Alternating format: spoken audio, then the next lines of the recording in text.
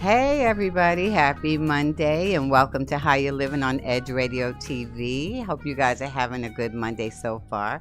My name is Robin B. and good morning, Dr. Kiva. Good who? Afternoon, dagnabbit. How do you always catch me? Because I'm always thinking it, but you say it first. Yeah, on it. I can't believe, and I practice all weekend. I practice. I said, don't say morning, don't say morning. Well, and I said it anyway. Peace and blessings, sister. Mm-hmm. How was your weekend? It was good, just always working. Yeah. Did you watch any of the Super Bowl? Not really. I'm not much of a sports person. Oh, okay, because I was going to ask you who won. Well, I know that unfortunately Tom Brady won again. I'm going to make my son mad because he loves Tom Brady no matter what, even with the red hat and all that. But I wanted to see the halftime show at least, but the weekend, and I was really baffled. I was surprised they only had the weekend because I think, and I say I'm not, weekend's okay with me, but I don't really watch sports. But I'm sure that a huge demographic of the Super Bowl audience, they're not into the weekend. I know, he's not even American. No offense, but he's not even American. He's British. Oh, okay. So they usually balance it out. But he's this? I mean, from the music that he plays, it's not like I've never seen him dance and be entertaining. That's exactly right. He's no Beyonce or J-Lo. Thank you. No Justin Timberlake. Justin Timberlake could carry it himself. He's no J-Lo. Bruno Mars. He's no Bruno Mars. Yeah. So if they had to share a stage, I'm really surprised. But now bear in mind, a lot of people.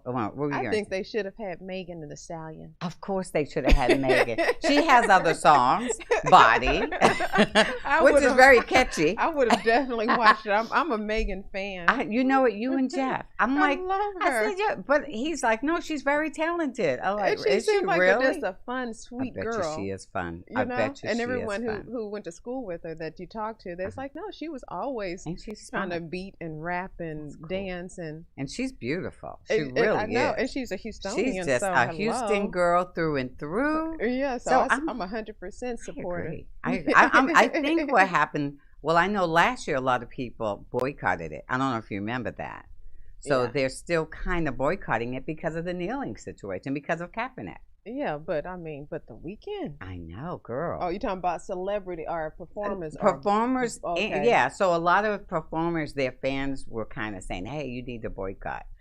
Now, that's just what I hear. Again, I'm not a big fan of sports. I definitely don't watch. I just saw Weekend on the screen, and I'm like, why him? And of all the I think people. her was there also, wasn't she? I know. Well, if she were, I didn't see her. Okay, I guess. But he's not a universal entertainer. No. And I actually looked it up. I said, okay, every year before 2021 was at least 2 entertainers. So I was very surprised, to be honest. I really was. I know, right? Girl. So other than that, how was your weekend? It seemed like it was busy too. I don't remember. I never took a break yesterday. I never took a breath from the minute I woke up until the minute I went to bed at 11:30, maybe midnight. And that's a terror. I blame myself. That's not necessary. No. It's that nervous energy I have. Self-care. Yep, self-care. I am tripping. I really am. I have to work on that. I really do. But in the interest, or I should say in honor of Black History Month, this came in the mail. Okay, so you got that in the mail. Yeah, this came in the mail, and I'm glad it did because I knew something about they call it the Sugarland 95. Yeah, from the prison system. Yes, and we won't call them criminals. We will call them prisoners. Right. Because a lot of them weren't criminals. You know what I'm saying? Yeah. So this book, I was very impressed that Fort Bend ISD, even though if it weren't for Fort Bend ISD, we wouldn't even know about them. Well, I mean, for those that don't know, what's the story? So what had happened was, Fort Bend ISD, as we all know, has a lot of money. So they were building this technical center. Okay. Beautiful, amazing. And we're talking year? This was 2018. Okay. So when they started to break ground, 2018, one of the construction workers unearthed a body. And when the more they looked, the more they found out that there was some history behind that body. It was really a burial ground for the prisoners of the Sugar Land prison system. Mm-hmm. And so what they started doing, they found 95 bodies unidentified, and they committed. Now, interestingly, the people who are committed to finding out who they are, who are checking their DNA to give them an identity, is the University of Connecticut. They went past Baylor, past Rice. They must have some kind of database. Maybe, but we have a lot of money. You would think that in conjunction with us, but the only entity I saw was University of Connecticut. Because you know how some universities, they have a whole database that they've been studying for years and years and years, and they can do more DNA matching. Right. I need to find out. And there's just one small excerpt I'd like to read on here, okay? Because to me it was very poignant. So the prisoners, did they vary in age? Now, see, I wish I was trying to find that, because I recall that they may have been as young as 15. I feel like I remember hearing and then maybe very old. And the saddest thing is that they were really just grabbed up to extend slavery. So was it working for Imperial Sugar? Yes, ma'am. Okay. Yes, it's now called Imperial Sugar, but it wasn't called Imperial Sugar then. But it basically was a sugar plantation. You're absolutely right. And a lot of them, I'll just read a little tiny excerpt, but this is very interesting. You might have it since you live in Fort Bend. Right. And it's been sitting on my desk. I said, let me pick this up and see what it's about. So they considered it a new form of slavery. It says convict labor was used to rebuild the Southern economy. Convict labor was even used to quarry and granite used. Convict labor was used to build Texas Capitol in Austin. And you probably know that. We're not surprised at that. Right. And I won't do a whole bunch, but this little part I thought was interesting. Although there were only 30% of Texas population, Black people made up 50 to 60% of the prison population. And this was least for no, not I'm like, whatever's right. The more we change, the more we stay the same. Right. You're absolutely right. And there's a lot on this, but it says it was not uncommon for Black men to be arrested for minor crimes and then given overinflated sentences, even called vagrancy. So if they were homeless, they were convicted of vagrancy and then put to prison and then put to work. So, I mean, this is anyone who has any interest should look this up. But isn't that the same with the prison system in Idaho? Because they were doing potatoes and so that's who farms the land where the prisoners. And that's not the South. Yeah. So it's kind of all over the place. That's pretty sad. Yeah, the South kind of sometimes gets a bad rep.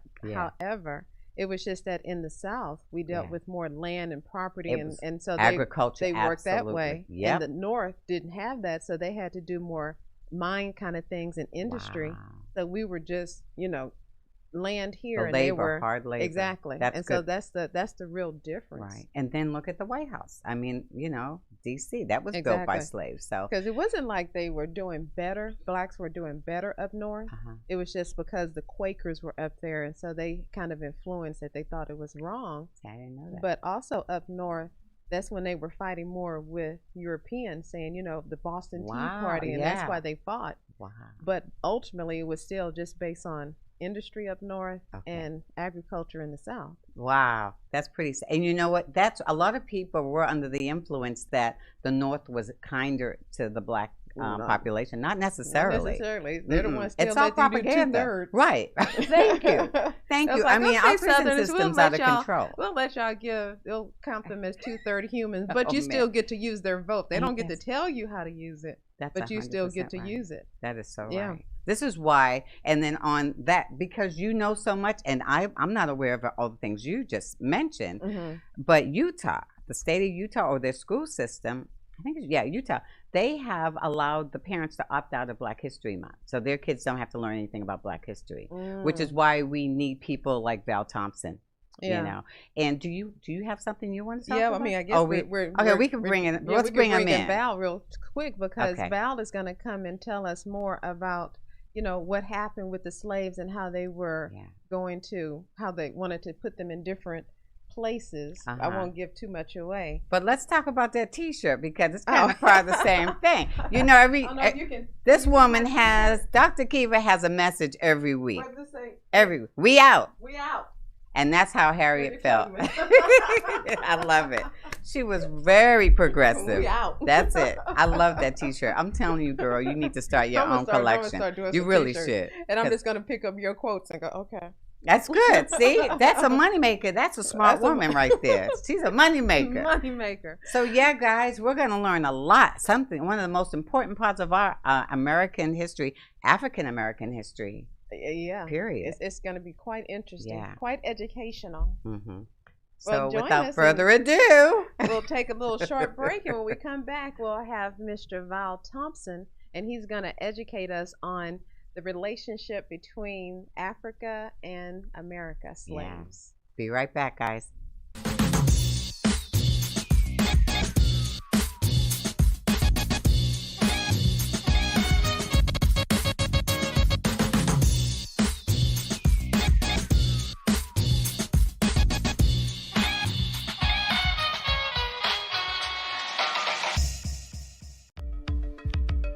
Are you a small business owner concerned about the downturn in the economy? Top business leaders like Mattress Mac and Warren Buffett will tell you that now is the time to promote your business more than ever. People need your services. Your business needs an edge. Learn about special advertising packages for small businesses right here on Edge Radio. Find out more, give us a call at 281-744-0446. That's 281-744-0446. Edge, because truth still matters.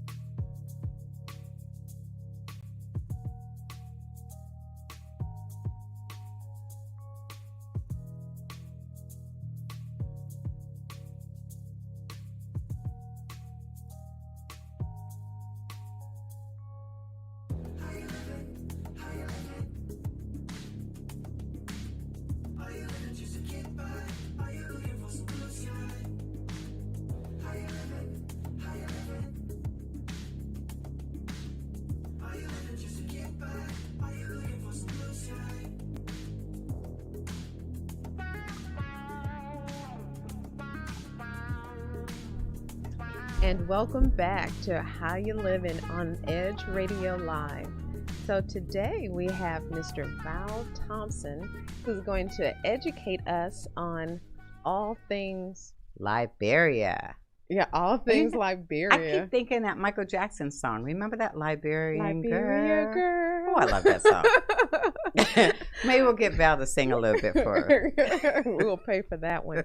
So good morning, Mr. Thompson. Good afternoon, Mr. Thompson. Gotcha. Good morning. Can you hear me? Good day, sir. Yeah, good morning, Robin and Dr. Kiva. It's good to see you again. Great to see you guys. And we promised we were going to bring you back. We needed to hear about this. Exactly. Oh, yeah. How are you living, right? I'm living quite well. Thanks for asking. I believe you are. You look like you're living well. I know. So for our great. For people who aren't aware of who you are, could you give us a little synopsis of Mr. Val Thompson?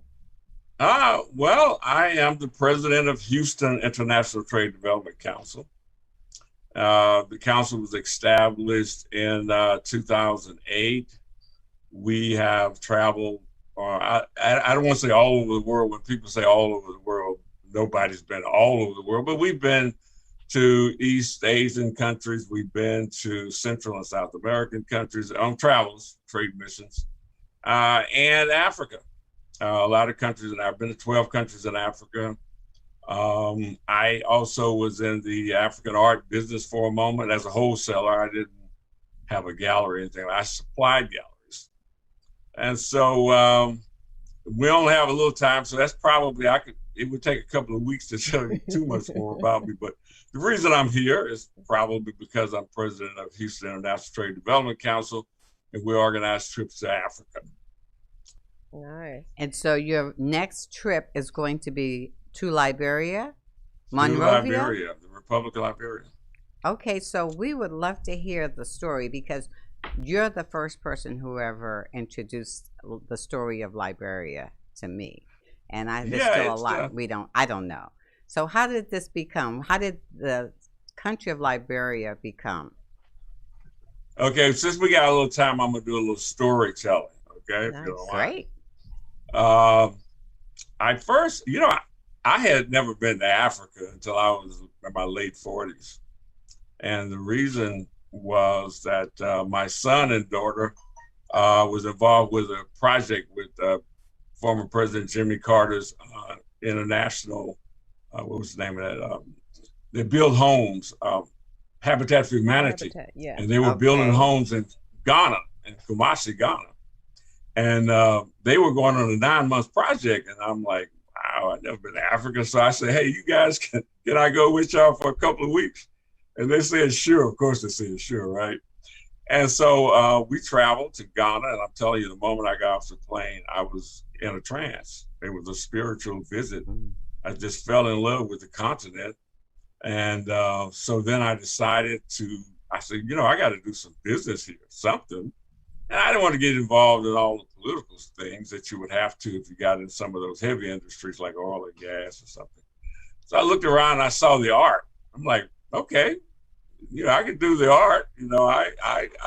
All you got to do is buy it off the street from these street vendors, bring it home and sell it. So I started shipping container loads from West Africa, which Ghana is a regional art center. But while I was there, spending time with my family, I asked my son, I said, this is a spiritual visit, man. I got to get back to Africa. How come African Americans haven't found a place to call, if not their own, at least a partnership with the government, right? So my son said, well, it's been done. Now here I am, nearly 50, and didn't know this. Like, I would say 90% of our African-American population probably don't know the history of the Republic of Liberia and how it was established. And so I what? Are you serious? So I did my research. Yes, I did my research on the continent and found out that the Republic of Liberia was founded by freed African-American slaves. So, of course, my interests were piqued, and I decided to visit Liberia in 2005. They were just coming out of a civil war. There were 15,000 UN peacekeepers there. There was the wedge between the conflict between Sierra Leone, Cote d'Ivoire, and Liberia. It was a bad time for the country at the time. Oh, I see you showing the flag, and if you'll notice, that flag represents the United States flag. It looks like the United States flag, and I'm sure they chose it for that reason. Right. You know what? Stars and Stripes forever, right? I'm thinking they put that one star with the intention of adding to it.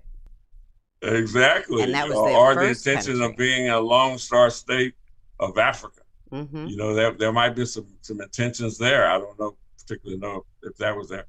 But anyway, I visited Liberia and just fell in love with the history. The history is amazing. We don't even have enough time to really get into the history, but we can skirt the edges of it and find out the most important things about it. It was a very exciting. But I started buying art there. I started getting involved with some of the people, built relationships there. And of course, I've organized several trade missions. I've probably been to Liberia 15 times, just to guess a number. So is it very industrialized? It was right coming out of the Civil War. It was destroyed at the time. The first trip I made it, but they're coming around. They're rebuilding. But it opens a real opportunity for business. The countries that offer the best opportunities, for small business and African Americans are those who are undeveloped. And Liberia at one time, though, which in the late 1800s and early 1900s, was considered the pearl of Africa. So it was the first, it was developed. It was the first country that had been liberated. It was the first republic of Africa. And it was declared a republic in 1847. This is when they got their so-called independence. Now, some would say that the Republic of Liberia has never been a colony, but in some ways it has. So but it's considered. The slaves went to. I'm sorry. So when the slaves left America, and they went to Liberia, didn't they also make some of the locals work for them? Didn't they end up becoming like almost servants for the Americans that were there? The slaves. Yeah, that was the original intent. If now there's several perspectives, right?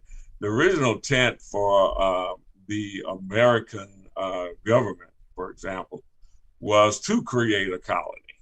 However, secretly, between the first settlers, which 88 African Americans, along with a naval ship of the U.S., went to Liberia. Now, the intent, the government's intent was to create a colony, right, where they could have the same as the Brits and everybody else had colonies and the French.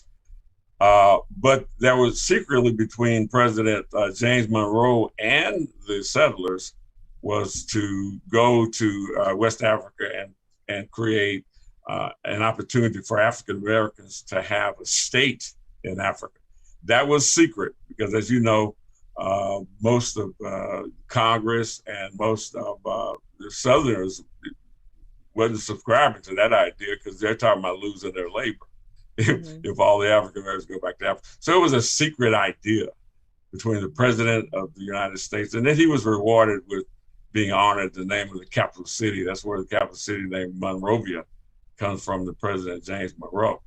So how were they chosen? Did all of these founders of Liberia come from different parts of the U.S.? Mostly northern states. It had to be because we're talking about 1820. Because they were freed slaves. Is that why? They were free slaves and probably some runaways, that sort of thing. But they traveled from New York, and their first stop really wasn't Liberia. It was the country of Sierra Leone. But there was, Sierra didn't really suit what they wanted to do, so they traveled a little south and landed in Liberia on the island, Providence Island, where they first landed.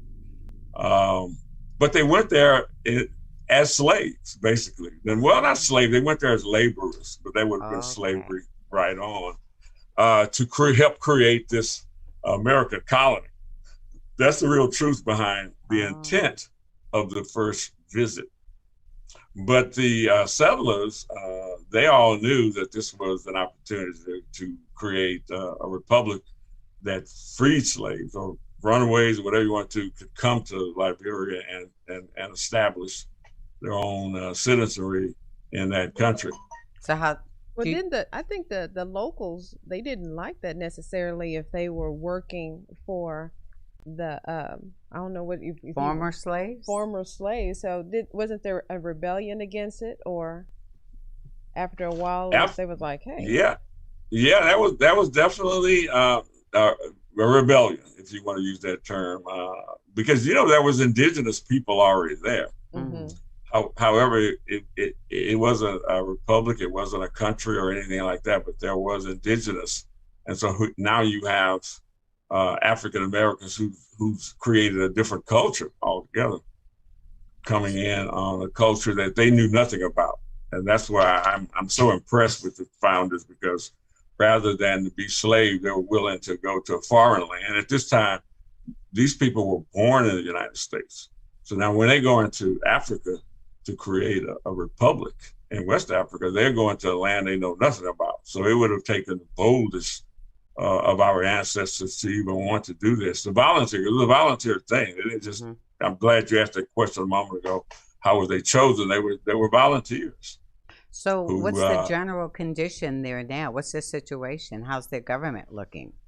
Oh, they're looking great as far as, I mean, it's an undeveloped country. Let's get that out first. But they do have a government who, as I think I mentioned in your last show,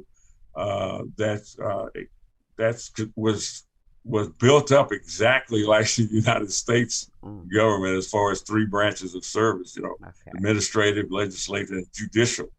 They have all that, so we would understand that perfectly.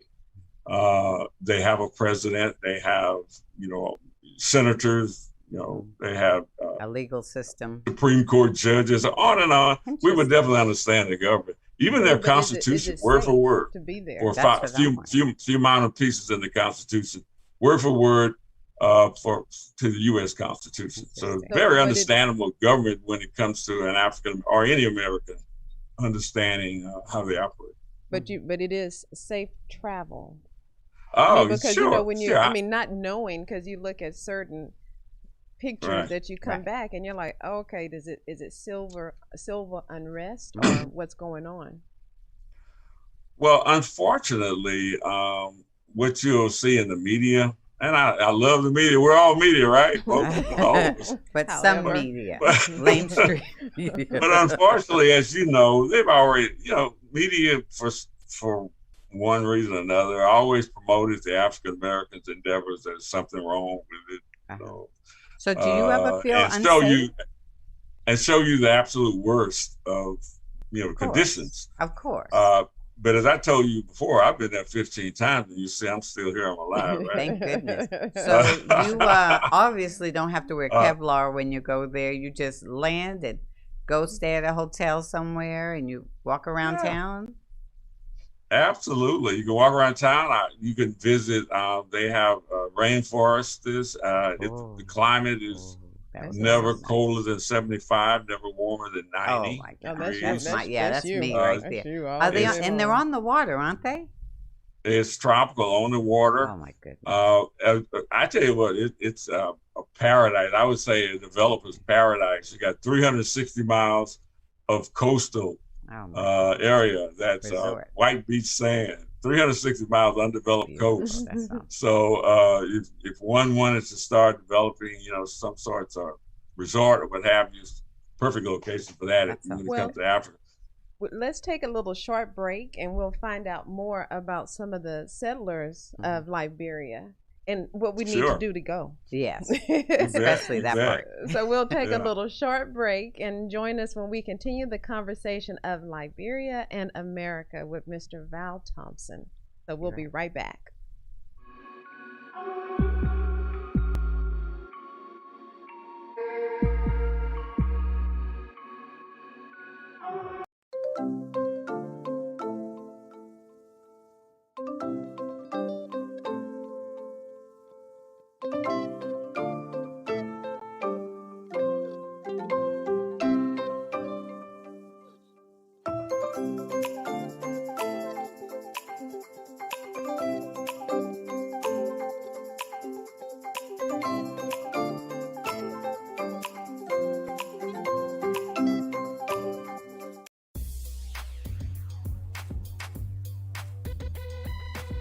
The Natural Nation Network is really about taking control of your health physically, spiritually, emotionally, even intellectually, because there's so much out there in misinformation. There's a lot of people now that are suffering from all sorts of diseases that they really wouldn't have to suffer for if they had better information. And that's what we're here to do. Provide information that can save lives. The mind and the body are totally connected. Health can be really serious, and sometimes we just have to lighten it up a little bit while we're still providing substantive information. And my sort of mantra on the salsa dance floor is kind of similar. I tell somebody, if you make a mistake twice, it becomes a move. Okay. Tune into Natural Nation every Tuesday at 11 a.m.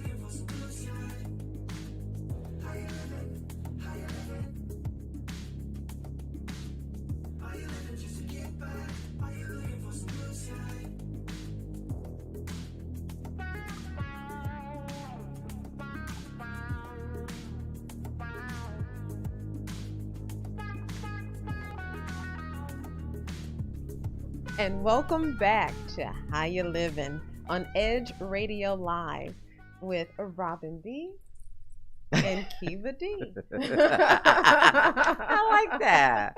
All right. So we're talking with Mr. Val Thompson about Liberia, all things Liberia and America. So when is the next time that you're going to go, and can other people join you? By all means, I have a trip planned for November 4th through 12th. That's considering post-corona, right? And you know, the way we're taking these shots now, I think by that time we'll have that down. Then we also have to look at, you know, see what the conditions are in the Republic of Liberia. Let's hope that both are doing well as far as you know, beating the coronavirus, and then we can travel. Hey, when you go, yeah, do you have to take the malaria shot also? Don't you have to do malaria? Yeah, that sounds right. Yeah, you have to. Yeah, you have to. Well, malaria doesn't come in a shot form. You take pills for that. Okay. But there's one for yellow fever. A yellow that fever. You'll have to take.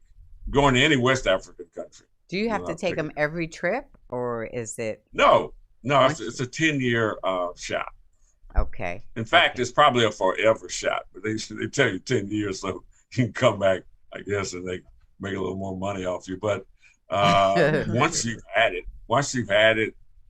you know, you're pretty much good forever. Okay. So do you have a lot of Americans? Because I know a lot of Americans, they go to Ghana. Right. And they get, you know, property and Tanzania. And live in Ghana. That's a big one too. So have you noticed a lot of expatriates going to Liberia? Yes and no.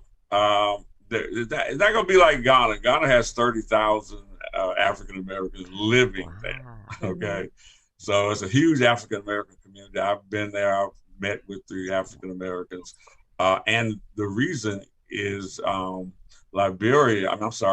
is a little more developed. Honestly, it is. It's more developed. They've been working on this a long time.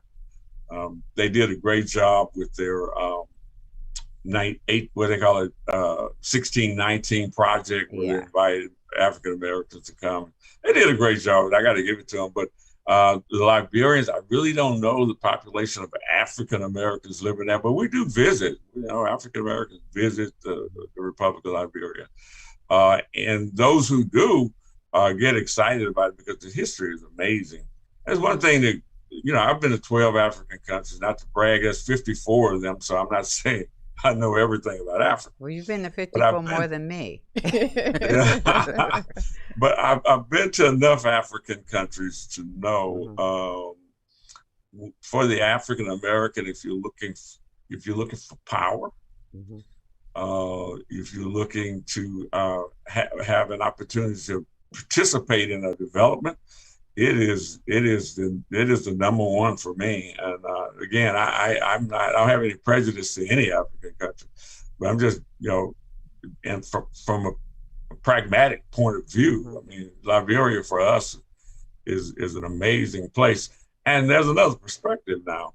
You know, the original intent of the U.S. government was to have a colony there, correct? So all they have there now is an embassy. Right. Okay. So we're talking about a 200-year-old idea. Right. That has a whole nother view now.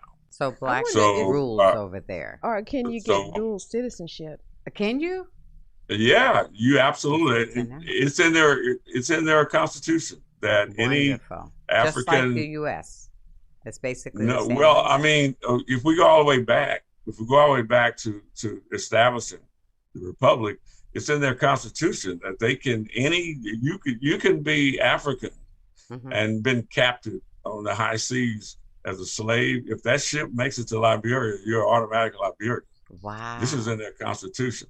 So how many people do you usually take on your, I like to call them a pilgrimage, so to speak, when you take your mission trips to Liberia? And what's the cost? Yeah, good question.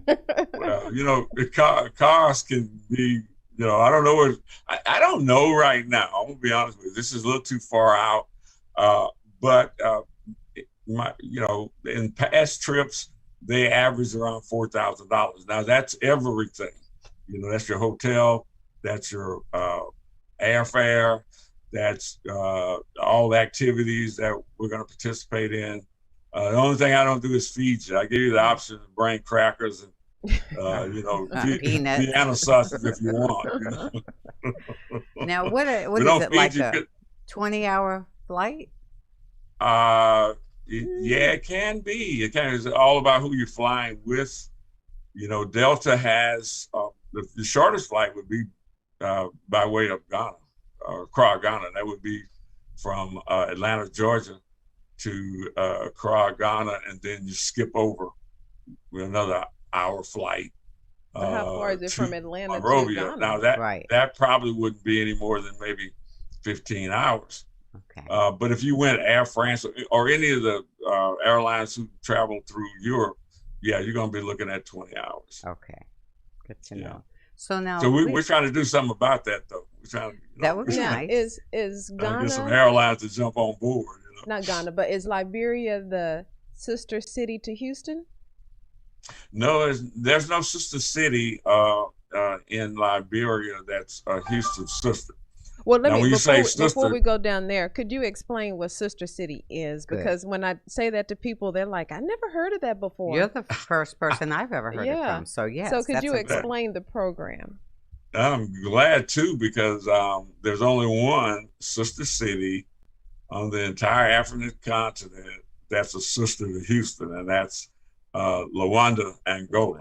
So we wanted to do something about that. We wanted more African cities to sister up with Houston. Now, to give you the history of sister cities, it was founded by President Dwight Eisenhower in 1956. And the purpose was that after World War II, most of the world was destroyed in a lot of places, and he felt that by creating this initiative, that people can get to know each other and be less likely to go to war, if they get to be friends. And he chose cities as the conduit for this initiative.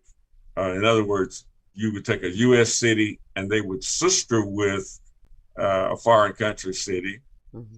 And then with that city, then they would create student exchange, cultural exchange, business exchange, and so forth. So it's a way of exchanging ideas and so forth. So it's a great program. They're usually nonprofit organizations. So it's a way to raise funds if you want to have a project. We have a project. As soon as we can get our sister established, we want to build a museum to recognize the first settlers to come to Liberia. Now they have a museum that has artifacts from that era, mm-hmm. but we wanted to do something grander and a little more special. And then on their side, you got to do something for them too. We plan to help them with their cultural center they like to have. And these two things will be close to each other, and they'll be on the coast. Beautiful site. Liberia is tropical.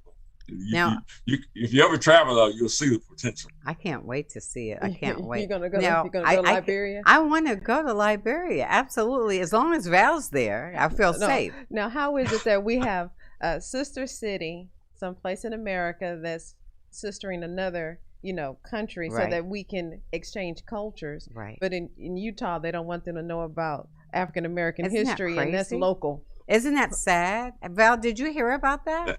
I just heard that, and I was listening to you guys when you first came on. I found that interesting. I was hoping y'all give me a little bit more.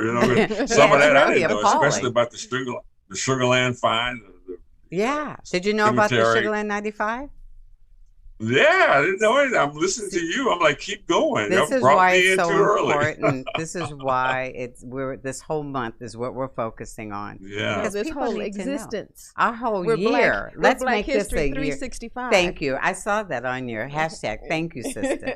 That's right. It's a 365 situation. Now I was wondering, how are the other countries getting along with Liberia? Do they receive them? Since they were almost you Americanized a little bit. Exactly. It is Americanized. Like, for example, you don't see the yellow and gold and black and all that African design clothes and all that. You really don't see that in Liberia. You see it, but it's not, it's not part of their culture. They're very Americanized, and they get along very well with the other African countries, mainly because they understand the relationship between the U.S. and Liberia. You're not going to hear anybody taking over Liberia. And that's the beauty for us. That's what's wonderful for us. So what about language? Here's the thing, language and religion. And so did they bring also Christianity, or are they still using like African spiritual traditional religion? Good question. No. They're Christians. They are. The first Presbyterian, I had his name, and I slipped my mind.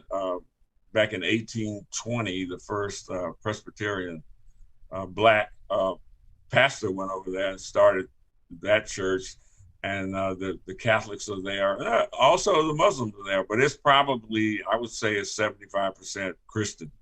And again, the English, the language, the official language is the English. They also speak an African language called Twi that you will hear in Ghana or Nigeria. Twi. But the official language is English, and you're going to hear That's English. Good. So you could travel there and be able to communicate and not be really concerned about communication. Right. And just to touch back on what you had said earlier about security, I can tell you right now, I'm going to use the term revered because it's almost that good. African Americans are revered in Liberia. I mean, it's a sin to hurt an African American. We need to all go over there. You heard an African American. Most of their funding comes from the United States. Not enough. And that's what we're going to be working on to get enough. All more the reason. Foreign aid to Liberia. That's what we're going to work on. But even now, most of their funding through USAID and foreign aid from the United States government goes to Liberia. Most of their funding goes to Liberia. So to do anything to hurt an American, period, is detrimental to your health and your freedom. Yeah, speaking of health, I wonder, with the whole health system, because you know how when you go to other countries, they have better health care than we do, and they take care of their citizens a lot better than Americans. Universal. So how are they with? Do you know about that kind of structure as far as health care and the health system is weak. It was exposed by Ebola. That's one of the silver linings of Ebola. If you had to find something that had exposed their weak health care system, but they're getting better now, and that's another area that we're going to be working on when we get that city set up, because then we'll be able to go to funding areas, go to these wealthy people who want to help. We can go to them they have some extra money. And help with that. All the areas, healthcare, development, education. We're going to be working on all of that. I'm very excited about this. This is my end of life adventure. I like it. Well, we're gonna take a short break, and we're gonna come back and find out how people can start to get even more involved. So Certainly. We'll take a little short break and join us as we complete our conversation with Val Thompson on Liberia.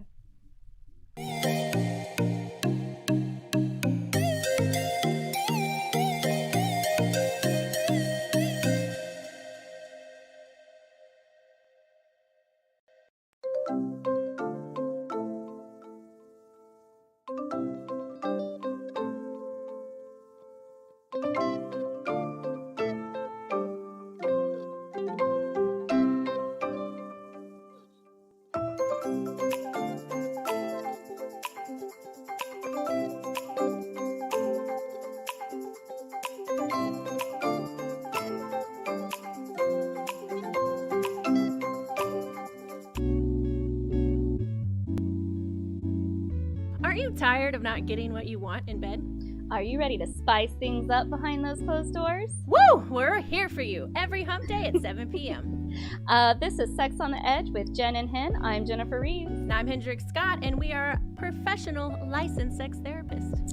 So remember to watch us Wednesday at 7 p.m. on Edge Radio TV, just in time for sexy time.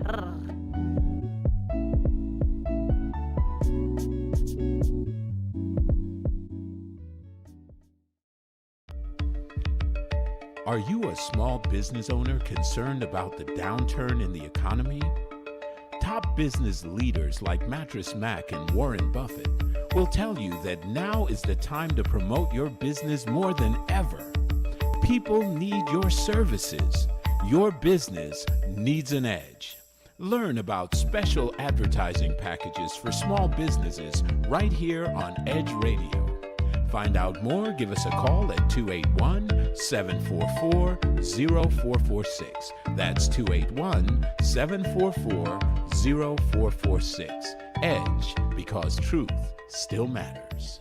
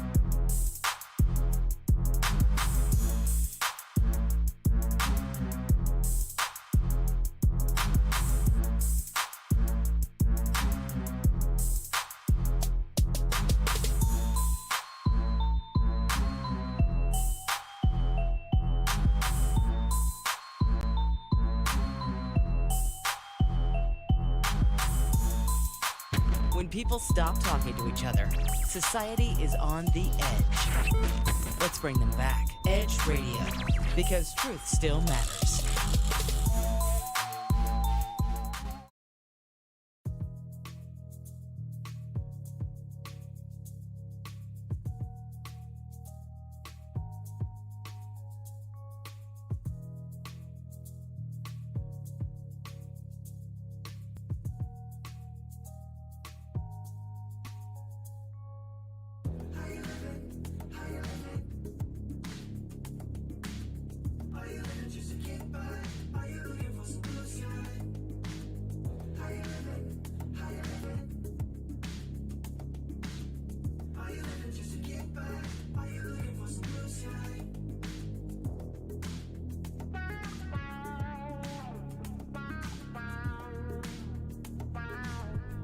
And we are back with Mr. Val Thompson, who's educating us on the relationship with Liberia and the U.S. And Val, I actually have a customer.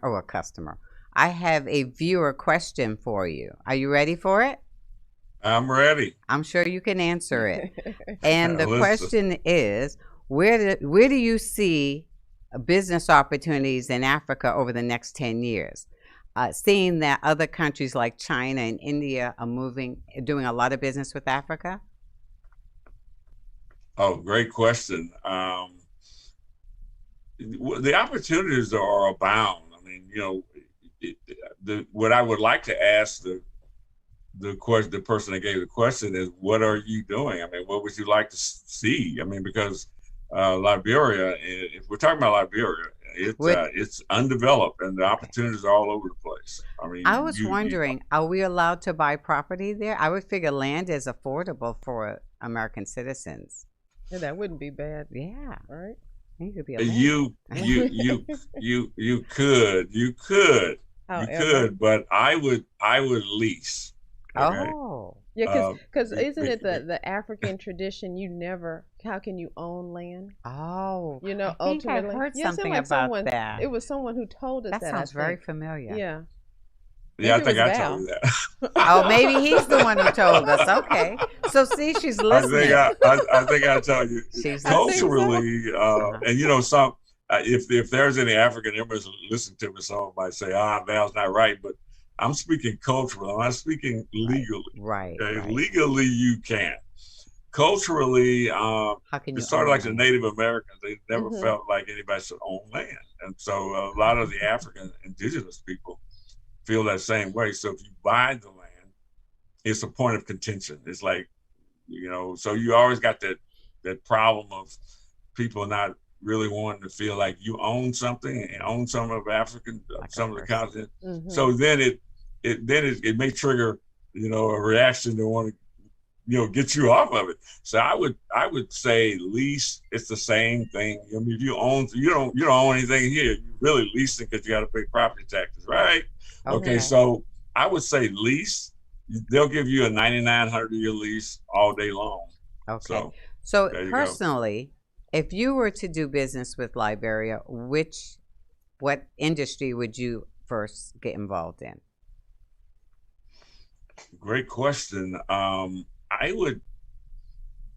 There's so many that I like, you know, it's a little difficult for me to just throw one out there. Probably trading, international trading, different commodities would be a good one to get into first, you know, rather than start trying to do direct investment, you know, like buying property and all that. That would be after I've established myself in the country, you know, as a trader of some sort, make a little money so where it makes sense. I wouldn't go in saying, okay, I'm gonna buy some property because I'm gonna build this and that. I wouldn't do that immediately. No, I'd trade first. So with our last few minutes that we have you, how can people get involved with the project, like working with you, or, you know, trying to go to Liberia with you also? So how can people get involved? Yeah, they could work with me. I would say travel first, so you know, smell, feel, taste, get to know the people and get to understand the culture would be the first thing to do. You know, it's one thing to, you know, meet somebody here that's from Liberia and start talking about, let's do this. Now, go there on a trade mission, and you know, because once you go, then your eyes will probably open to opportunities you hadn't even thought of. You know, once you go there, because I mean, you look around, you say, "Wow, why aren't they doing this? Why aren't they doing that?" You know, and so, you know, for example, if someone would go there and open a restaurant, and not nothing big, just, you know, something small, you know, selling barbecue, for example, Texas barbecue would go crazy. And anywhere in West Africa, not just Liberia, they love Texas even open barbecue. a little tea shop. Girl, you read my mind. Like a Starbucks, but not a Starbucks. That's just what I was thinking, the black version. So what's your contact information if someone wants to get in contact with you? You could reach me. Let me give you the email first. That's vthompson@houstontrade.org. And I'll also give you my cell number. I'm not afraid. Call me anytime. I ain't afraid. Call me anytime. 832-526-3335 is my cell. And my office line is 832-448-0537. Want to try the website as well? Yes. HoustonTrade.org. That's easy. HoustonTrade.org. HoustonTrade.org. That's and if website. there are you get information off of that and become a member. Oh, yes. Become a member of Houston International Trade Development. I need to call you afterwards so you can walk me through the process, because I definitely want to be a member. Yes. I guess we got to start saving our money. Yeah, we got to start saving up. We've got till November. Oh yeah, we got to go. Yeah, we can Our start producer is giving us the red eye. So as now we like to have our guests always drop a little nugget, something that they can share words of wisdom with our viewers. So could you drop us a little nugget, a little wisdom? What you got, Mr. Okay. Well, you know, I offer today my perspective as an African American for our history, but it's international history. And I would say, you know, always look at your history and let it be a guide to your future, because anything that happened in the past can certainly happen again. Perfect. And exactly. Thank you. That is the truth. Val Thompson, thank you so much. Well, thank you so much. I'm pretty sure we're going to bring you back again. You know we are. Oh, I got more for you. I got more He's for got you. a lot of hats. By all means, I got more for you. Thank you for having me. Well, thank you Yeah, so we much. appreciate it. All right, guys. It's my pleasure. Thank you. We My pleasure. glad you all stuck around today. We look forward to seeing you again next Monday. And in the meantime, we always got to ask, how you living? Peace.